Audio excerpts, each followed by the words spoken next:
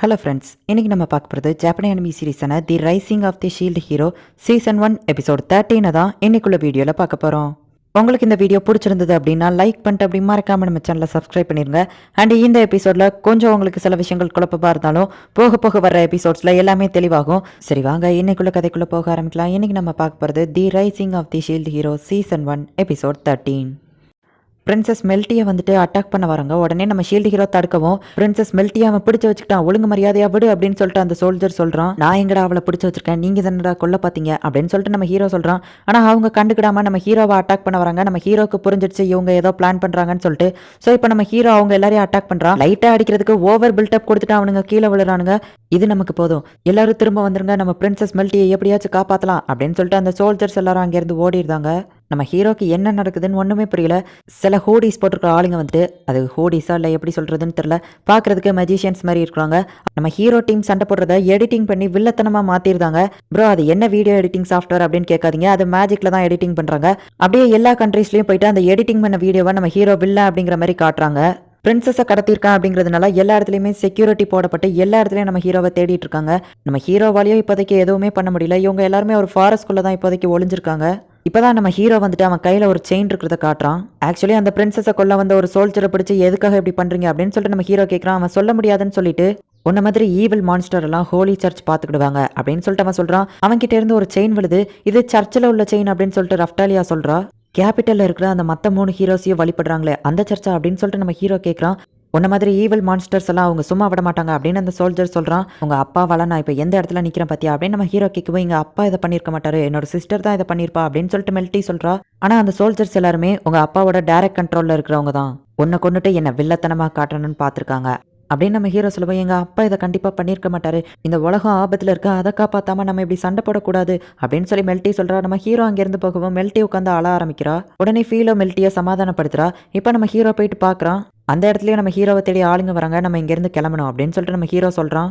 நீ என்ன பண்ண போற அப்படின்னு சொல்லிட்டு மெல்ட்டியை பார்த்து கேட்கவும், நான் இங்கேருந்து கேபிட்டல் கிங்டம்க்கு போயிட்டு எங்கள் அப்பா கிட்ட போய் பேசுகிறேன் அப்படின்னு மெல்ட்டி சொல்லவும், போகிற வழியிலேயே உன்னை கொன்றுவாங்க, அப்புறம் நான் தான் வெள்ளத்தனமாக தெரிவேன், நீ ஏன் கூட வந்தா நான் கண்டிப்பாக உன்னை பாதுகாப்பாக பார்த்துக்கிட்டேன் அப்படின்னு நம்ம ஹீரோ சொல்கிறான். சரி ஓகே நான் உங்கள் கூடயே வரேன் அப்படின்னு சொல்லிட்டு அவளோ சொல்கிறா. இப்போ இவங்க காட்டு வழியாக நடந்து தான் போய்கிட்டு இருக்காங்க. நம்ம அந்த கேரேஜை விட்டுட்டு வந்துட்டோமே அப்படின்னு ஃபீலை வருத்தப்படவும், நம்மளால் இப்போதைக்கு அதில் போக முடியாது, இந்த வழியாக தான் போயாகணும் அப்படின்னு சொல்லி நம்ம ஹீரோ சொல்கிறான். ஸோ இவங்க காட்டு வழியாகவும் மலைப்பகுதி வழியாகவும் தான் வேற ஒரு சிட்டிக்கு போய்கிட்டு இருக்காங்க. ஃபீலோ உனக்கு எதுவும் பிரச்சனை இல்லைல்ல அப்படின்னு கேட்கவும், ஒன்றும் இல்லை அப்படின்னு அவள் சொல்கிறா. பிரின்சஸ் உங்களுக்கு அப்படின்னு கேட்கவும், நானும் ஃபைன் தான் அப்படின்னு சொல்லிட்டு அவள் உள்ளே போகிறா. மாஸ்டர் நஃபுமி மற்ற எல்லா இடத்தையும் விட்டுட்டு எதுக்காக சில்ட்வெட்க்கு போகணும்னு நினைக்கிறீங்க அப்படின்னு சொல்லிட்டு ரஃப்டாலியா கேட்கவும், நம்ம அந்த இடத்துக்கு போகக்கூடாதுன்னு முக்கியமாக அதிக செக்யூரிட்டிஸ் போட்டிருக்காங்க, அங்கே ஏதோ ஒன்று இருக்குது அப்படின்னு நம்ம ஹீரோ சொல்கிறான். இப்போ மெல்ட்டி வந்துட்டு அவங்க அப்பா அம்மா ஃபோட்டோவை பார்த்துட்டு இருக்கா. ஷீல்டு ஹீரோ எதுக்காக நீங்கள் எங்கள் அப்பா கூட சண்டை போடுறீங்க, ஏன்னா எங்கள் அம்மா அவங்கள நல்லபடியாக பார்த்துக்கிடணும்னு சொன்னாங்க, ஆனால் நீங்கள் சண்டை போட்டுட்டு இருக்கீங்களே அப்படின்னு சொல்லிட்டு அவள் கேட்குறா. உங்கள் அம்மாவை பற்றி எனக்கு தெரியவே தெரியாது அப்படின்னு சொல்லிட்டு நம்ம ஹீரோ கேட்கவும், எங்கள் அம்மா தான் எங்கள் அப்பாவோட பவர்ஃபுல் அப்படின்னு சொல்கிறா. இந்த ஊரில் குயின் தான் பவர்ஃபுல்லா அப்படின்னு சொல்லிட்டு நம்ம ஹீரோ கேட்குறான்.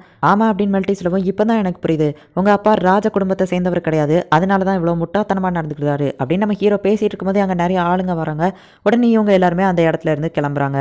இந்த இடத்துல கூட என்னை விடாமல் தேடிட்டு இருக்காங்களா அப்படின்னு சொல்லிட்டு நம்ம ஹீரோ அங்கேருந்து தப்பிச்சு போகலான்னு பார்க்குறான். அப்போ அவங்க இவங்க இருக்கிற சைடே வரவும் இவங்க சரி நம்ம இந்த இடத்துல இருந்து திரும்ப போயிடலாம் அப்படின்னு நம்ம ஹீரோ போகும்போது பார்த்தா மெல்ட்டி வலிக்கு கீழே விழுவோம். டக்குன்னு நம்ம ஹீரோ பிடிச்சி காப்பாற்றிருந்தான்.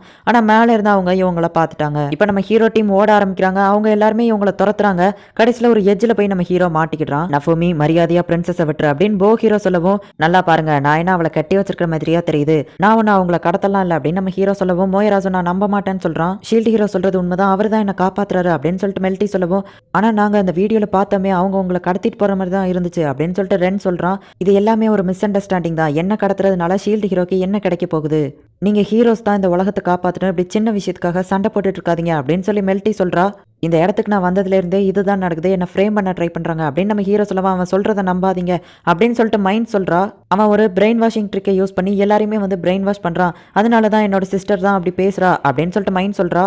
ஆனால் அது உண்மை இல்லை அப்படின்னு சொல்லிட்டு மெல்ட்டி சொல்கிறா. அவனோட பிரெயின் வாஷிங்னால தான் நீ இப்படி பேசுகிற அப்படின்னு சொல்லவும், நானும் அந்த பொண்ணுங்களை காப்பாற்றுறேன் அப்படின்னு மோயராசு சொல்கிறான். ஒருவேளை என்கிட்ட பிரெயின் வாஷிங் ஷீல்டு இருந்துச்சு அப்படின்னா உங்களையும் தான் பிரெயின் வாஷ் பண்ணியிருப்பேன், நான் ஏன் இந்த இடத்துல வந்து நிற்க போகிறேன் அப்படின்னு நம்ம ஹீரோ கேட்கவும், நீ அவங்கள பிரெயின் வாஷ் பண்ணல அப்படிங்கிறதுக்கு எந்த ப்ரூஃபும் இல்லை, நீ பிரின்சஸை விட்டுரு, நாங்களும் உனக்கு எதுவும் ஆகாமல் விட்டுருதோம் அப்படின்னு சொல்லிட்டு ஸ்வாட் ஹீரோ சொல்கிறான்.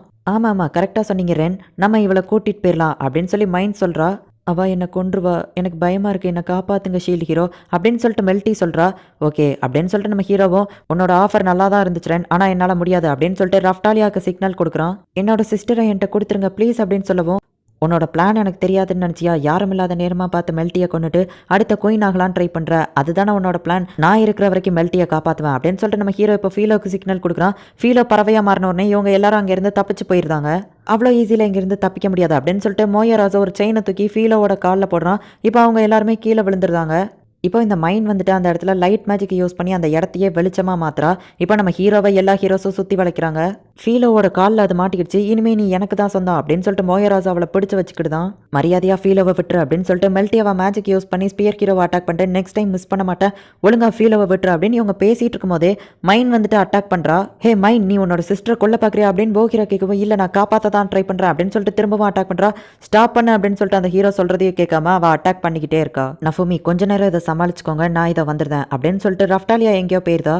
மெல்ட்டி கொஞ்சம் பின்னாடி போய் நில்லு அப்படின்னு சொல்லிட்டு நம்ம ஹீரோ இப்போ ரேஜ் ஷீல்டை ஆக்டிவேட் பண்ணுறான். அட்டாக் பண்ணுங்க அப்படின்னு சொல்லிட்டு மைண்ட் சொல்லவும் இப்போ நிறைய வீரர்கள் அங்கே வந்து அட்டாக் பண்ண ஆரம்பிக்கிறாங்க. மெல்ட்டியை மைண்ட் கொல்ல போகிறதுக்குள்ள ரஃப்டாலியா இன்விசிபிள் மோட்ல போயிட்டு மானாஸ்வாட வச்சு அவளை குத்திருதா. ஃபீலோவும் மோயராஜுவை அடிச்சு போட்டுட்டு அந்த இடத்துல இருந்து வந்துருதா. நிறுத்துங்க, யாரும் சண்டை போடாதீங்க அப்படின்னு சொல்லிட்டு மற்ற 2 ஹீரோஸும் சொல்கிறாங்க. ஆனால் அவங்களே தள்ளி விட்டுக்கிட்டு அந்த வீரர்கள் போயிட்டு அவங்கள அட்டாக் பண்ண போகிறாங்க. நம்ம ஹீரோ பெரிய பிளாஸ்ட் அந்த இடத்துல கிரியேட் பண்ணிட்டு, ஹே ரென், உனக்கே இப்போ புரிஞ்சிருக்குன்னு நினைக்கிறேன், இங்கே எல்லாமே தப்பாக நடக்குது, எல்லாத்தையும் நீ கண்டுபிடிப்பேங்கிற நம்பிக்கை எனக்கு இருக்குது அப்படின்னு சொல்லிட்டு அந்த சர்ச்சோட செயினை க்ளூவாக கொடுத்துட்டு அவன் அங்கேருந்து கிளம்பிடுதான்.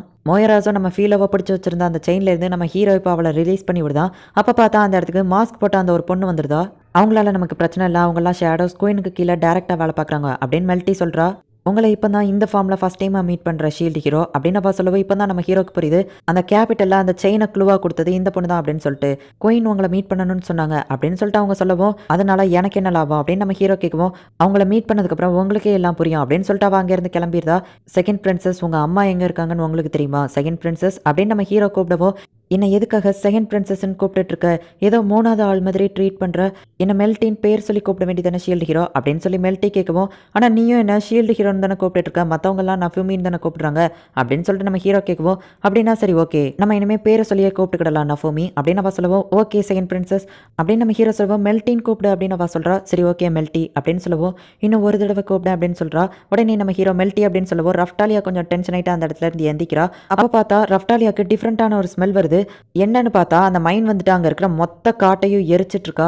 இந்த இடத்துல இந்த எபிசோட் முடியுது. மைன் எதுக்காக காட்டை எரிக்கிறா அப்படிங்கிறத நெக்ஸ்ட் எபிசோட் பார்த்து தெரிஞ்சுக்கோங்க.